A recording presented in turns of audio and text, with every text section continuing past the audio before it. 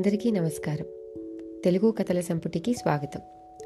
చందమామ కథల్లోని 5 ప్రశ్నల కథల్లో 2వ భాగం చెప్పుకుందాం.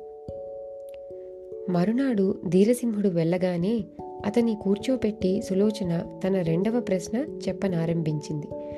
ఇక్కడికి పడమటి దిక్కున 10 యోజనాల దూరంలో ఒక నది ప్రవహిస్తున్నది.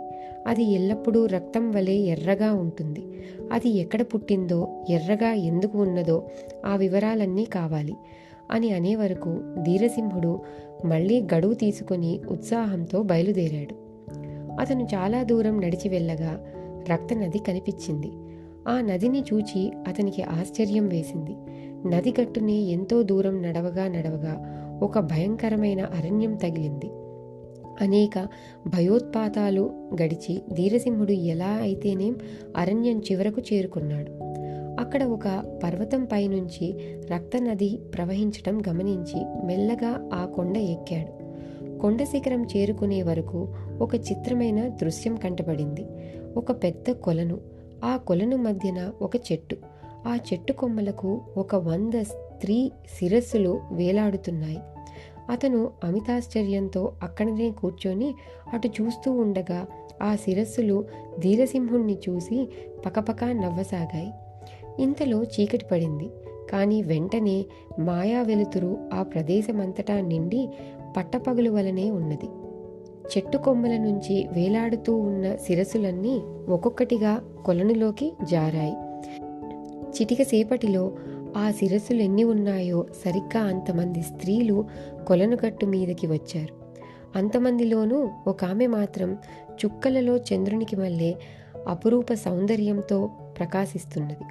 కొంచెం సేపట్లో కొలువు తీర్చి కూర్చొని ఉన్న ఆ స్త్రీలకు పరిచారికలు పంచభక్ష పరమాన్నాలు పట్టుకువచ్చి వడ్డించారు. ఆ స్త్రీలు ధీరసింహుణ్ణి తమ బంతికి పిలువగా అతను వెళ్ళాడు. అందరూ కలిసి ముచ్చట్లు చెప్పుకుంటూ సరదాగా భోజనాలు చేశారు.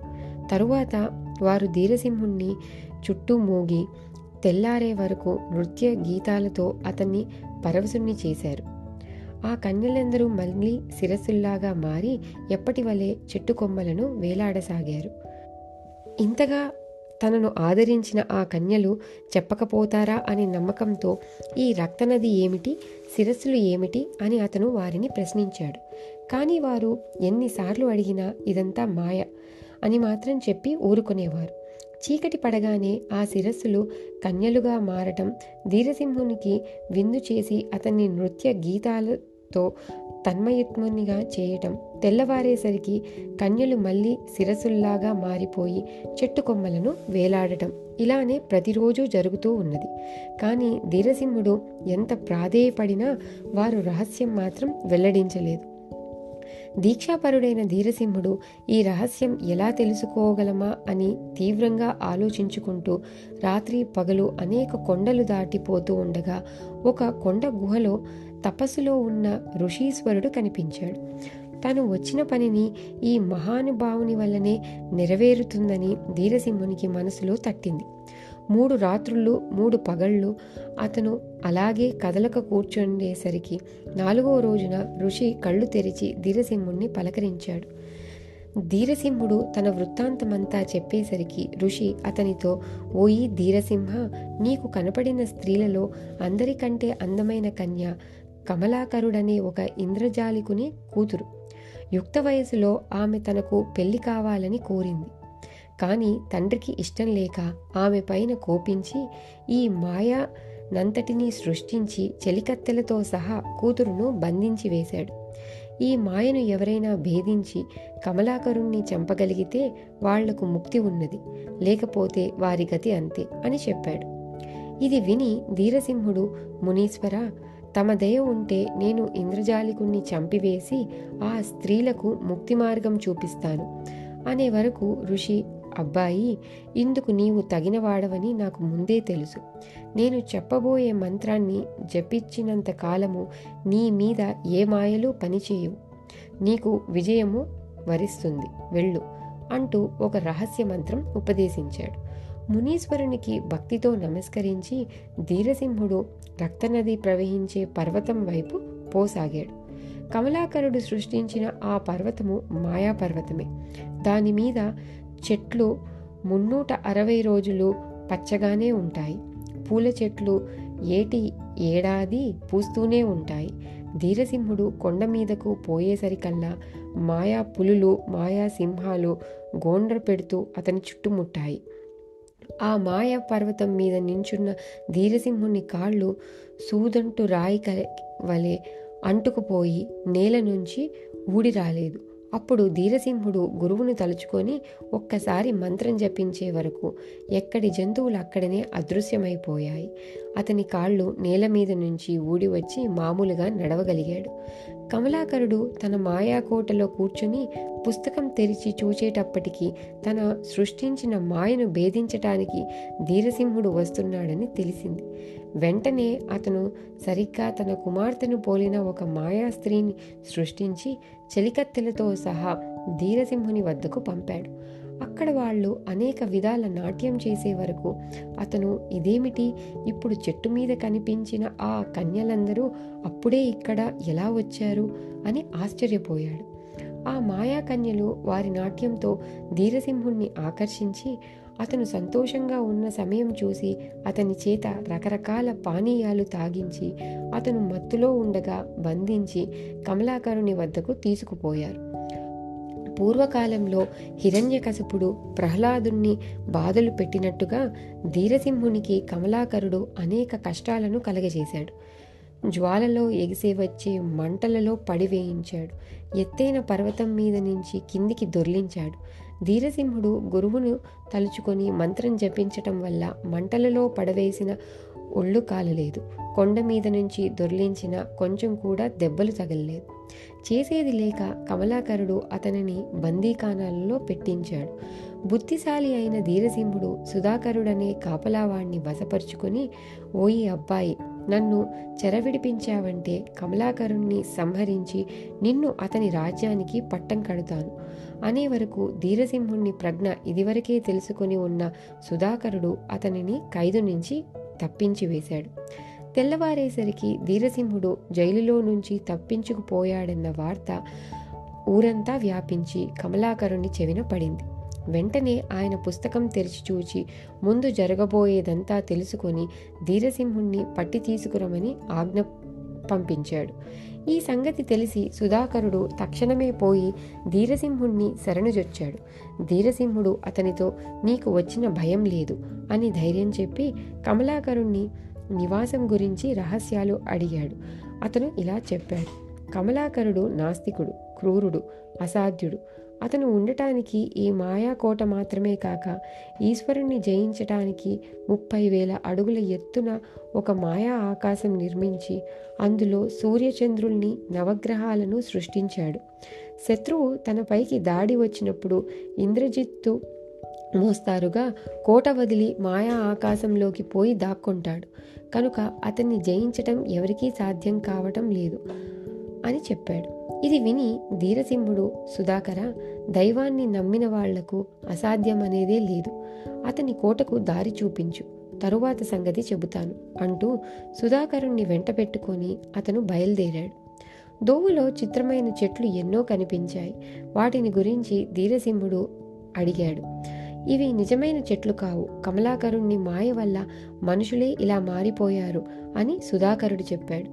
గురువుని తలుచుకొని ధీరసింహుడు ఒక్కసారిగా మంత్రం జపించగానే ఆ చెట్లన్నీ మళ్లీ మనుషులుగా మారిపోయి ధీరసింహుని వెంట బయలుదేరారు.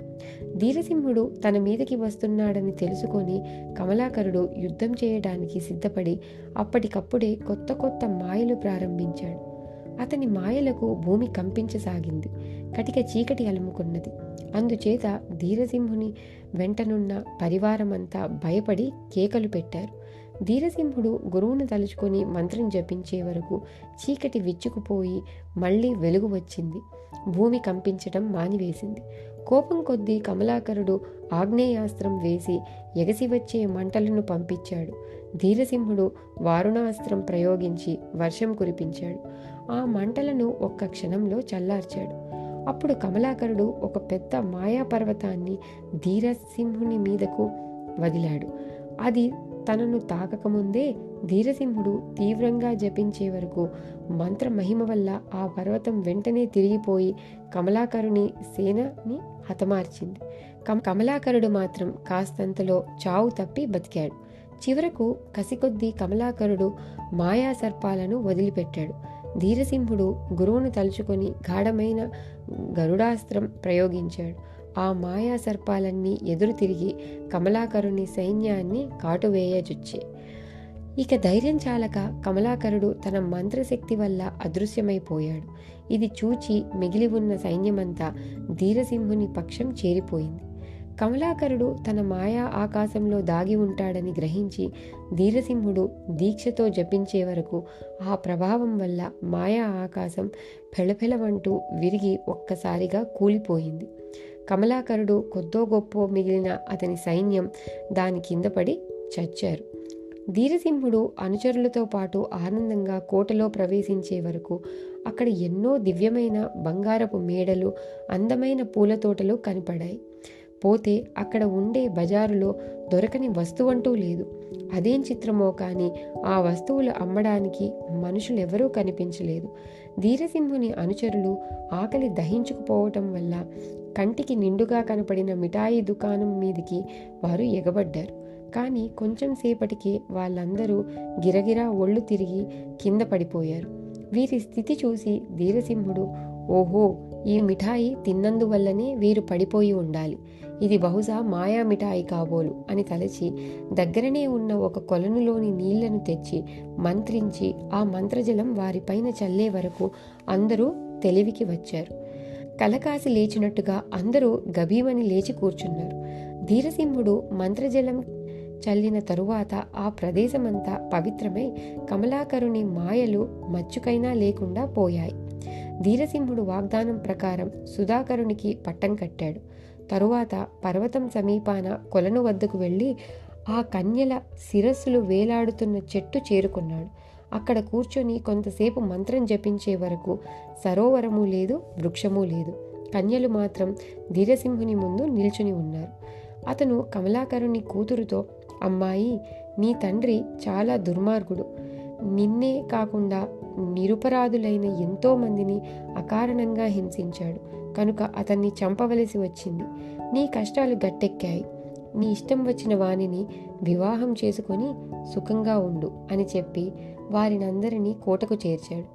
ఇంద్రజాలికుని కూతురు సుధాకరుణ్ణి వరించి పెళ్లాడి సుఖంగా ఉన్నది. అప్పటి నుంచి ఆ నదిలోని నీరు నీటికి మళ్ళీ స్వచ్ఛంగా ఉంటూ ఉంది. ధీరసింహుడు తనకు మంత్రం ఉపదేశించిన గురువు వద్ద సెలవు తీసుకొని సులోచన ఉండే నగరానికి బయలుదేరాడు.